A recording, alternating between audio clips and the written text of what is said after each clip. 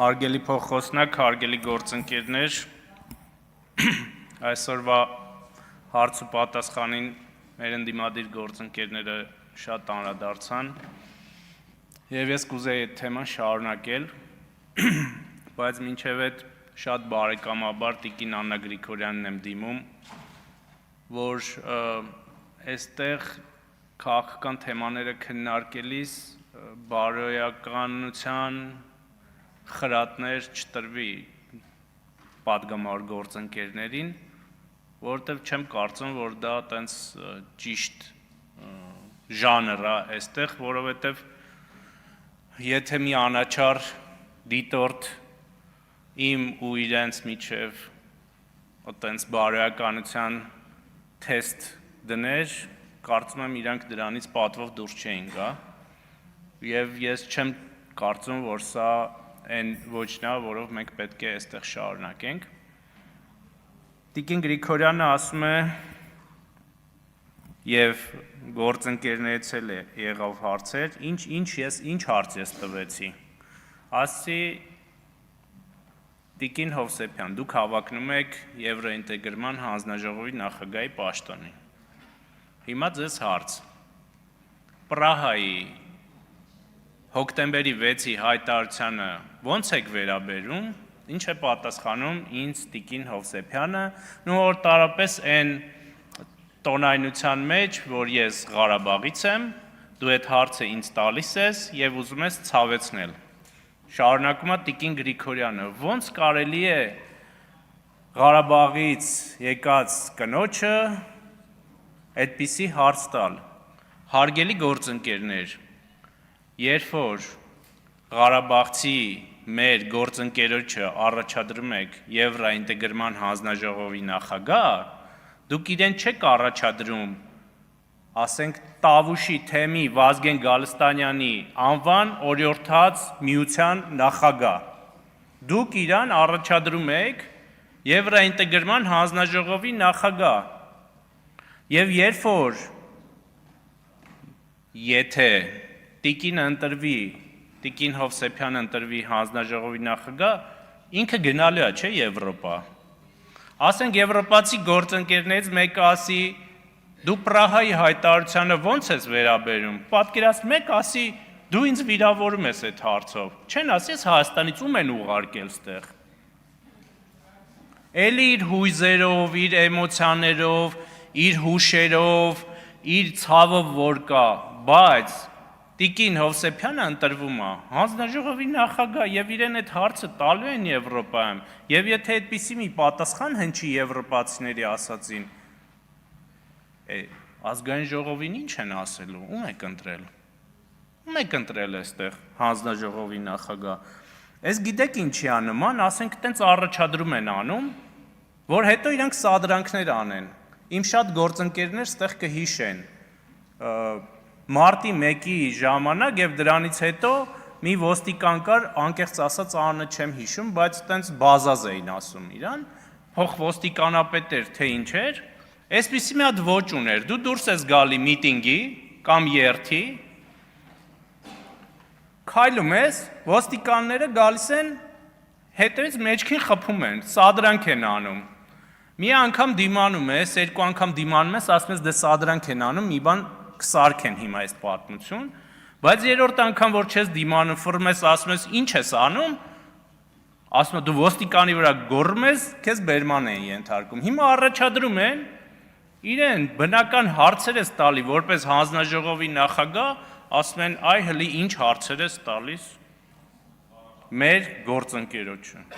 որի իրավունքը չունես, հարգելի գործընկերներ, էլի եմ ասում, դուք առաջադրել եք իրեն որպես հանձնաժողովի նախագահ։ Ես հարցրեցի, ասեցի, ես չասեցի դու, հարցը նենց չէր, որ ինչու չես զոհվել Ղարաբաղում, որովհետև Տիկին Հովսեփյանը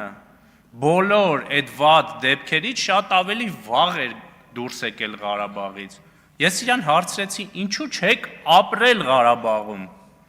որովհետև հարցը եթե ամենասկզբից դրված լիներ ապրենք Ղարաբաղում, Մենք միանգամայն այլ իրավիճակ կունենան։ Ինչի է սա ասում, որովհետև իրենց քաղաքական առաջնորդներն էլ թռել են Ղարաբաղից։ Իրենք այդ վեկտորները թեքում են, երբ որ ասում ես Ռոբերտ Քոչարյան, դադարեցիր լինել Հայաստանի Հանրապետության նախագահ։ Ինչի երեխեքից չվերցրեցիր գնացիր Ղարաբաղում ապրելու, չեմ ասում զոհվելու, ապրելու, որովհետև ինչքան շատ մարդ էր գնում, այնքան ավելի ուժեղանում էր, այնքան ավելի շատ բիզնես, այնքան ավելի շատ ներդրում, այնքան ավելի շատ ենթակառուցվածք, դրանով ուժեղանում է հողը, սա աքսիոմ է։ Կոսովոյի օրինակ եմ բերում, Կոսովոյի օրինակը նաև ստացվեց այն պատճառով, որ այդ մարդիկ ուզում էին ապրում էին այնտեղ, ուզում էին ապրել այնտեղ։ Եվ ընդդիմությունը եւ այսպիսի խոսույթներով միտումնավոր շեղում է մեզ այս ամեն ինչից։ Ու այտենց զարմանալի է, էլի, նաև բանի հետ կապված որ հարցրեցի։ Ինչ է Տիկին Հովսեփյանի ԱԳՆ-ում աշխատելու հետ կապված։ Նայեք ինչ եմ ասում։ Ասում եմ Տիկին Հովսեփյան, Պրահան ես իզուր չեմ տալիս եմ, որպեսզի հասկանամ, դուք որքան եք սկզբունքային ձեր դիրքորոշումներում։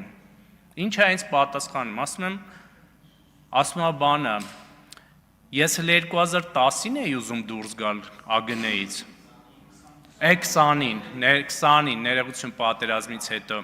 ասեցի մի քիչ ոտս կախքցեմ, սրանք ոնց որ գնացող են, մնամ ԱԳՆ-ում, չգնամ, բայց դուք մնացիք 21 թվականի հունիսին, օքեյ, հունիսին մնացինք, հունիսին խիչ ես գնում, որովհետև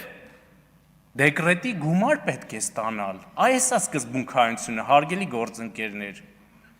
Ղարաբաղի հարց, դավաճան իշխանություն, սկզբունքայնությունը ավելի ստորադասվում է դեկրետի գումարին, հլա ավելին, ասենք գնար 2000 դեկրետի մեջ է 21 թվականի սեպտեմբերից հետո, գնար հոկտեմբերին, երբ որ 22 թվականի եղավ Պրահայի հայտարարություն դիմում գրի, էլի չի գրե, գնացլա 23-ի օգոստոսին է դուրս եկել ԱԳՆ-ից, այսինքն 4 տարի համարյա այս դավաճան իշխանությանը ինքը հանդուրժել է խիզախ մնալով ԱԳՆ-ում, տարբեր կարգավիճակներում։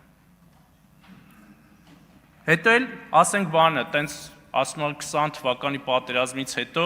դուրս եկա բանի միտինգի եւ փոքրամարմին կնոջը 4 ոստիկան բերման ենթարկեց, էսա ձեր եվրոինտեգրումը գնացեք եվրոպական ստանդարտներ ներդրեք ոստիկանությունում։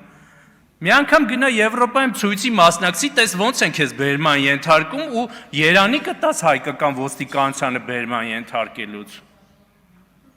Գոնե կադրերը կան, մի հատ նայեք ինչ կոշտությամբ են այնտեղ անում եւ ստեղ ինչ բարեհամբույր են եւ բարեկիրթ մեր ոստիկանները բերման ենթարկելուց։ Ասում է բանը, տենց Սերժ Սարգսյանը, որ 2000 չեմ հիշում որ թվին էր, բայց ենթադրում եմ եւ վստահ եմ Տիկին Հովսեփյանը այդ ժամանակ արդեն չափահաս էր։ Այն որ ասում էր ով որ իմ պաշտոնյաներից անկախությունը ճանաչի, նրան դուրս կշփրտեմ համակարգից։ 13 թիվ։ Այդ ընդվզում ինչի չեղավ։ Այդ ինչի ոչ մի տեղից դուրս չէի գալի, դիմում չէի գրում, փողոց դուրս չէի գալիս, չէի ընդվզում։ Թե